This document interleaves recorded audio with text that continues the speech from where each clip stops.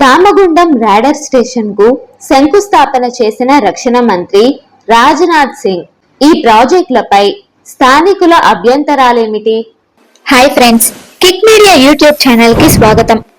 తెలంగాణలోని వికారాబాద్ జిల్లా పూడూరు మండలం దామగుండం అడవిలో భారత నౌకాదళం రాడర్ స్టేషన్ కు మంగళవారం రక్షణ మంత్రి రాజ్నాథ్ సింగ్ శంకుస్థాపన చేశారు. తెలంగాణ ముఖ్యమంత్రి రేవంత్ రెడ్డి కూడా ఈ కార్యక్రమంలో పాల్గొన్నారు. 2023 అక్టోబర్ 15న భారత రక్షణ మంత్రి రాజ్నాథ్ సింగ్ తెలంగాణ రాష్ట్రంలోని వికారాబాద్ జిల్లాలోని పూడూరు మండలంలోని దామగుండం అడవిలో భారత నౌకాదళం రాడర్ స్టేషన్ కు శంకుస్థాపన చేశారు. ఈ కార్యక్రమంలో తెలంగాణ ముఖ్యమంత్రి రేవంత్ రెడ్డి కూడా పాల్గొన్నారు. ఈ రాడర్ స్టేషన్ నిర్మాణం ప్రాజెక్టు గురించి చర్చలు జరిగే సమయంలో పర్యావరణ కార్యకర్తలు మరియు స్థానికులు తీవ్ర ఆందోళన వ్యక్తం చేస్తున్నారు. ప్రాజెక్టు ప్రాథమిక సమాచారం: భారత నావికాదళం తన కమ్యూనికేషన్ సామర్థ్యాలను పెంచడానికి దామగుండంలో ఒక రాడర్ స్టేషన్ ను ఏర్పాటు చేయాలని నిర్ణయించుకుంది. ఈ రాడర్ స్టేషన్ VLF కమ్యూనికేషన్ టెక్నాలజీని ఉపయోగించి ఆహార, సామాజిక మరియు రక్షణ అవసరాలకు అనుకూలంగా పనిచేయనుంది.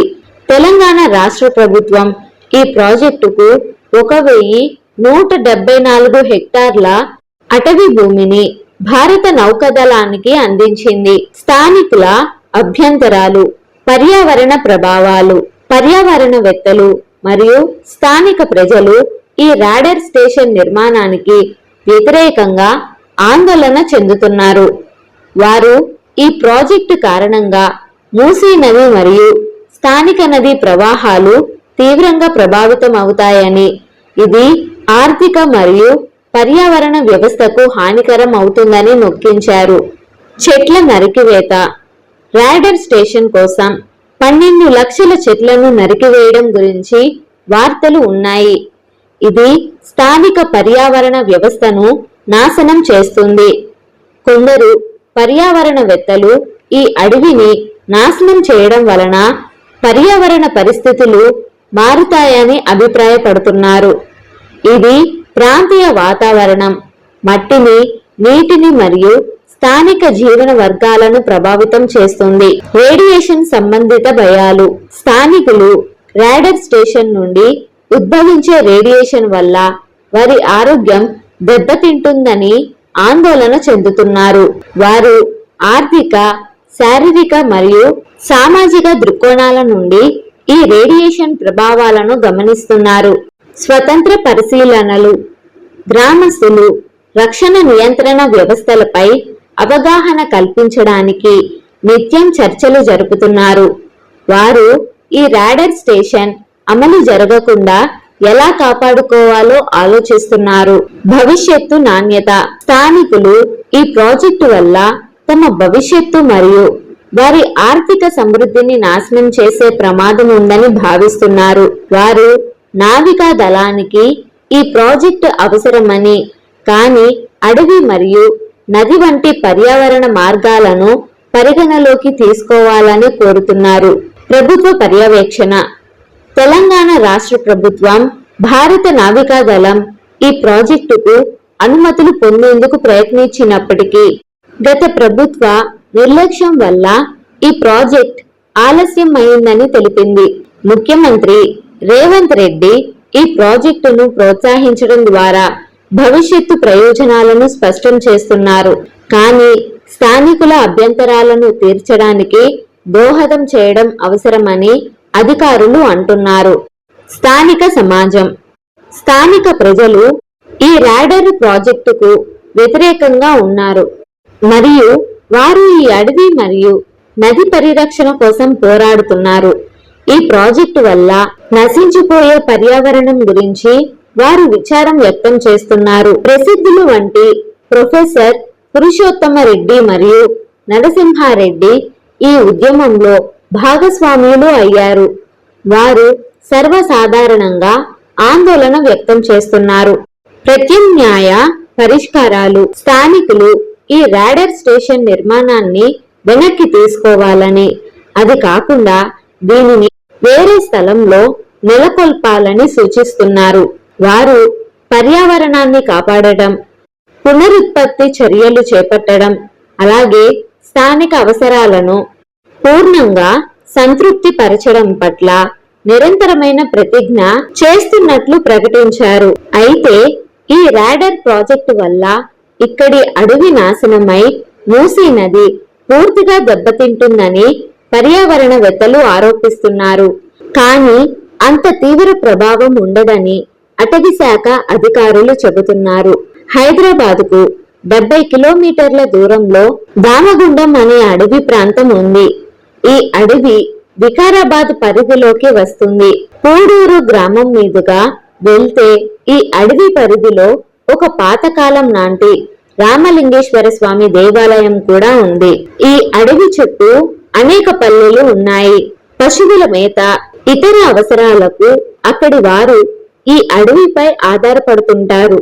అడవి మధ్యలో కొన్ని తండాలు కూడా ఉన్నాయి. అనేక చిన్న చిన్న నీటి ప్రవాహాలు ఈ అడవిలో ఉన్నాయి.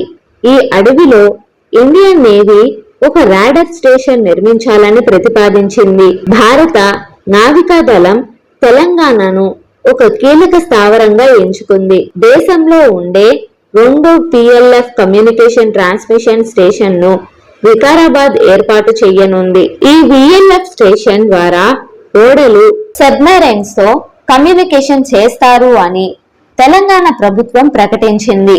ఇదంతా అటవీ భూమి కావడంతో వికారాబాద్ జిల్లా అటవీ అధికారికి భారత నావికా దళానికి మధ్య తుది ఒప్పందం 3 నెలల కిందట జరిగింది. దీని ప్రకారం 1174 హెక్టార్లు అటవీ భూమిని నేవీకి అప్పగించింది తెలంగాణ అటవీ శాఖ. దీనికి పరిహారంగా తెలంగాణ అటవీ శాఖకు compensatory afforestation fund management and planning authority నిధులు 133.54 కోట్లు, నేవీ నుంచి మరో 18.56 కోట్లు వచ్చాయి. 2027 నాటికి ఈ స్టేషన్ నిర్మాణం పూర్తి చెయ్యాలనేది లక్ష్యం. ఇక్కడ రాడార్ స్టేషన్ నెలకొల్పడం మాత్రమే కాకుండా అందులో పనిచేసే సిబ్బంది స్థానికంగానే నివసించేలా కూడా ఏర్పాట్లు చేస్తున్నారు. రాడార్ స్టేషన్లో 600 మందికి పైగా సిబ్బంది పనిచేస్తారని ఒక అంచనా. వారంతా అక్కడే ఉండటానికి వీలుగా టౌన్షిప్ నిర్మిస్తారు. హాస్పిటల్స్, బ్యాంక్, మార్కెట్ ఇలా అన్నీ అక్కడకు వస్తాయి. చుట్టూ 27 కిలోమీటర్ల మేర గోడ కడతారు. దాదాపు 2,500 మంది నివాసం ఉండేలా ఏర్పాట్లు చేస్తున్నారు. ఏమిటి VLF రాడార్? VLF రాడార్ అంటే very low frequency radar communication station. ఓడలు, సబ్మరైన్స్ సిబ్బందితో మాట్లాడటానికి దీన్ని వాడతారు. ఇది 3 kHz నుంచి 30 kHz రేంజ్ లో తరంగాలను ప్రసారం చేస్తుంది. రక్షణ రంగంతో పాటు అనేక ఇతర రేడియో కమ్యూనికేషన్ అవసరాలకు ఇది వాడతారు. ఈ సిగ్నల్ నీటి లోపల కూడా 40 మీటర్ల వరకు వెళ్ళగలదు. కాబట్టి సబ్మెరైన్తో కమ్యూనికేషన్కి వాడతారు. అంతేకాదు 1000 కిలోమీటర్ల దూరానికి కూడా చాలా తక్కువ నష్టంతో తరంగాలు వెళ్తాయి. అంటే కమ్యూనికేషన్ బలహీనం కాదు. వికారాబాద్లో స్టేషన్ ఏర్పాటు చేసిన అటు అరేబియా, ఇటు బంగాళాఖాతం 2 సముద్రాలకు కమ్యూనికేట్ చేయవచ్చు. US, UK, Russia, Norway, Pakistan, Germany, ఆస్ట్రేలియాలకు ఇలాంటి VLF రాడార్ వ్యవస్థలు ఉన్నాయి. భారత్కు ఇలాంటి స్టేషన్ ఇప్పటికే తమిళనాడులోని తిరునల్వేలి దగ్గర INS కట్టబొమ్మన్ పేరుతో ఉంది. అది 1990 నుంచి పనిచేస్తుంది. రెండో స్టేషన్ కోసం విశాఖపట్నం కేంద్రంగా పనిచేసే తూర్పు నావికా దళం తెలంగాణలోని వికారాబాద్ను ఎంచుకుంది. ప్రస్తుతం రష్యా, భారత్లు విఎల్ఎఫ్ టెక్నాలజీని నావికా దళం కోసం ఉపయోగిస్తున్నాయి. విఎల్ఎఫ్ లాగే ఈఎల్ఎఫ్ అనే వ్యవస్థ కూడా ఉంది. ఇలాంటివి కొంచెం తక్కువగా ఉంటాయి. దామగుండంలో ఏర్పాటు చేస్తున్నది ఈఎల్ఎఫ్ రాడర్ స్టేషన్ లేక విఎల్ఎఫ్ రాడర్ స్టేషనా అనే అనుమానాలు కూడా కొందరిలో ఉన్నాయి. దామగుండంలోనే ఎందుకు? సాధారణంగా నేవీ అనగానే అందరికీ సముద్రం గుర్తొస్తుంది. కానీ సముద్రమే లేని తెలంగాణలో నావికాదళ స్టేషన్ ఏంటనేదే చాలా మందికి కలిగే అనుమానం. అయితే భారత్కు తూర్పున ఉన్న బంగాళాఖాతం, పశ్చిమాన ఉన్న అరేబియా సముద్రం, ఈ రెండు సముద్రాల్లోని సబ్మెరైన్స్ తో మాట్లాడటానికి ఈ రెండు సముద్రాలకు మధ్య దాదాపు సమాన దూరంలో ఉన్న తెలంగాణలోని వికారాబాద్ ప్రాంతం సరైనది అని నేవీ భావించినట్టు ఒక ప్రభుత్వ అధికారి చెప్పారు. దీనిపై నేవీ నుంచి అధికారిక సమాచారం రావాల్సి ఉంది. ప్రక్రియ ఎందుకు ఆలస్యమైంది? ఈ రాడర్ స్టేషన్ నిర్మాణ ప్రక్రియ 2010లోనే ప్రారంభమైంది. అప్పట్లోనే తెలంగాణ ప్రభుత్వాన్ని నేవీ సంప్రదించింది. పర్యావరణ అనుమతులు వచ్చినప్పటికీ గత ప్రభుత్వ నిర్లక్ష్యం వల్ల నేవీకి భూమి ఇవ్వలేదు. రేవంత్ రెడ్డి ప్రత్యేక చొరవతో అన్ని అడ్డంకులు తొలగిపోయాయి అంటూ తెలంగాణ ప్రభుత్వం ఓ ప్రకటనలో రాసింది. దానికి ఓ కారణం ఉంది. ఈ ప్రాజెక్టుకు 2014లోనే కేంద్ర పర్యావరణ అటవీ శాఖ అనుమతులు వచ్చాయి. అదే సమయంలో కేసీఆర్ ముఖ్యమంత్రిగా ఉన్నప్పుడు రక్షణ శాఖకు సంబంధించిన భూములు వ్యవహారంలో కేంద్రానికి పలు ప్రతిపాదనలు చేశారు. సికింద్రాబాద్ కేంద్రంగా ఉండే రక్షణ స్థావరాలను నగరానికి దూరంగా మార్చడం, దానికి బదులు రక్షణ శాఖకు కావాల్సినవన్నీ భూములు అందించడం, సికింద్రాబాద్లోని బైసన్ పోలో గ్రౌండ్ను సచివాలయ నిర్మాణానికి అడగడం, ఇలా రకరకాల ప్రతిపాదనలు ఉన్నాయి. అయితే వాటికి రక్షణ శాఖ ఒప్పుకోలేదు. దామగుండం భూములు నేవీకి ఇవ్వడం గత ప్రభుత్వ హయాంలో ఆలస్యం కావడానికి ఇదే కారణం అని పేరు చెప్పడానికి ఇష్టపడని ఒక అధికారి చెప్పారు.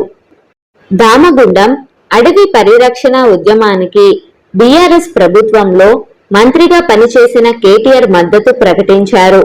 దామగుండం రక్షణ కోసం ప్రజలకు అవగాహన కల్పిస్తూ రూపొందించిన పాటల సీడీని ఆయన ఆవిష్కరించారు. నేవీకి ఇచ్చే స్థలంలో మొత్తం చెట్లు 1,93,000. నేవీకి ఇచ్చే మొత్తం స్థలంలో చెట్లన్నీ లెక్కేస్తే 1,93,000 ఉన్నాయి. అలాగని అవన్నీ నరికేస్తారని కాదు. ఆ స్థలంలో వారికి భవనాలు నిర్మించే ప్రదేశాల్లో ఉన్న చెట్లను మాత్రమే నరుకుతారు. మిగతా చెట్లను అలానే ఉంచేస్తారు. ఎన్ని చెట్లు కూల్చేస్తారనే విషయంలో కొద్ది రోజుల్లో స్పష్టత వస్తుంది. వాళ్ళకిచ్చిన స్థలంలో ఉన్న చెట్లన్నీ నరికేస్తారనడం సరికాదు. ఇక అక్కడ గోడ కట్టడం వల్ల కూడా పెద్ద నష్టం ఉండదు. ఆ ప్రాంతంలో పెద్ద జంతువులు ఎక్కువగా లేవు. మూసీ నదిపై కూడా ఇది ఎలాంటి ప్రభావం చూపదు. పర్యావరణ వ్యవస్థకు ఏ ఇబ్బంది లేదు. నేవీకి ఇచ్చిన స్థలానికి ప్రతిగా వారిచ్చిన డబ్బుతో మేము 17 లక్షల చెట్లను ఆ ప్రాంతంలో చుట్టుపక్కల పెంచుతున్నాము అని అన్నారు డోబ్రియాల్. ఇక అడవి పరిధిలో ఉన్న రామలింగేశ్వర ఆలయానికి భక్తుల రాకపోకలను అనుమతించడానికి నేవీ అంగీకరించినట్టు కూడా అధికారులు చెప్పారు. దీనిపై 6 ఏళ్ల క్రితమే కోర్టుకు వెళ్లారు పర్యావరణవేత్తలు. ప్రస్తుతం ఏం జరుగుతోందనేది గమనిస్తున్నాం. మేము దీనిపై పోరాటం కొనసాగిస్తామన్నారు పురుషోత్తమ రెడ్డి. మరోవైపు తెలంగాణ ప్రభుత్వం ఇండియన్ నేవీ రాడర్ స్టేషన్ శంకుస్థాపన ఏర్పాట్లు చేస్తున్నాయి. ఇక్కడ నేవీ తలపెట్టింది విఎల్ఎఫ్ స్టేషనా, ఈఎల్ఎఫ్ స్టేషనా? మైదాన ప్రదేశం కాకుండా ఈ అడవి ప్రదేశం ఎంచుకోవడానికి ఉన్న ప్రత్యేక కారణాలు ఏంటి? వాటిపై స్పందన కోసం ఇండియన్ నేవీ ప్రధాన కార్యాలయ ప్రజా సంబంధాల అధికారుల్ని ఒక ప్రముఖ న్యూస్ ఛానల్ సంప్రదించింది. వారి నుంచి సమాధానం రాలేదు. చూశారు కదా ఈ వీడియో గురించి మీ అభిప్రాయాలను కామెంట్స్ లో చెప్పండి. ఈ వీడియో మీకు నచ్చినట్లయితే లైక్ చేయండి, షేర్ చేయండి. మరిన్ని ఇంట్రెస్టింగ్ వీడియోల కోసం మా కిక్ మీడియా యూట్యూబ్ ఛానల్ ని సబ్స్క్రైబ్ చేయండి. Thank you.